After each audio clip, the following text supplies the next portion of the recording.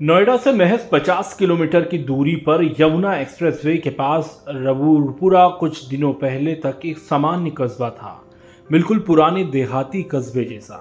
लेकिन पिछले करीब एक हफ्ते से यहाँ पीपली लाइव फिल्म जैसे हालात बन गए हैं। वजह है पाकिस्तान से भारत में एंट्री करने वाली सीमा हैदर। जी हाँ, सीमा ने दावा किया है कि वो सचिन मीणा के प्यार में सरहद पार कर भारत आई है। आइए जानते हैं सीमा हैदर की पूरी कहानी। सीमा ने मीडिया से बातचीत करते हुए बताया कि पबजी खेलने के दौरान रबूपुरा के रहने वाले सचिन से उसकी जान पहचान हुई और वो उसे दिल दे बैठी।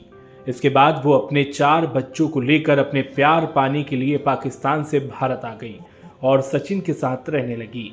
मोबाइल फोन पर ऑनलाइन खेले गए पबजी गेम के दौरान दोनों की दोस्ती हुई। रबूपुरा कस्बे की मीणा ठकुरान मोहल्ले का रहने वाला 24 साल का सचिन मीणा सिर्फ 8वीं तक पढ़ा है। कोविड से पहले वो कस्बे में ही परचून की एक दुकान पर काम करता था। कोविड काल में दुकानें बंद हो गई तो कामकाज भी चला गया। खाली बैठा सचिन मोबाइल पर पबजी गेम खेलता था। सितंबर 2020 में गेम खेलने के दौरान वो कराची की रहने वाली सीमा हैदर के संपर्क में आया। गेम खेलने के दौरान दोनों अपना माइक्रोफोन ऑन करके बातें किया करते थे। इस दौरान वे एक दूसरे से लंबी चैट और वार्तालाप भी हुई।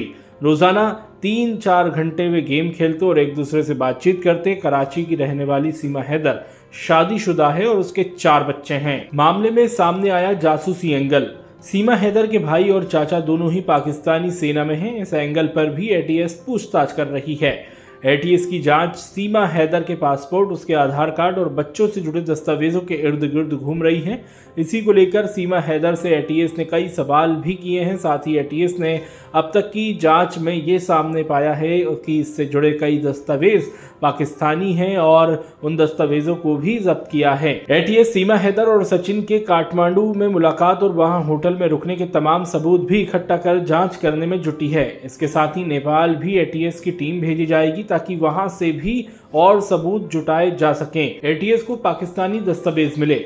एटीएस को पाकिस्तानी दस्तावेज जो मिले हैं उसमें परिवार का रजिस्ट्रेशन, पाकिस्तान में दर्ज हुई एफआईआर की कॉपी, गुलाम हैदर से शादी का एफिडेविट मिला है जिसमें कि सीमा हैदर से जुड़ी और जानकारियां पुख्ता की जा रही है।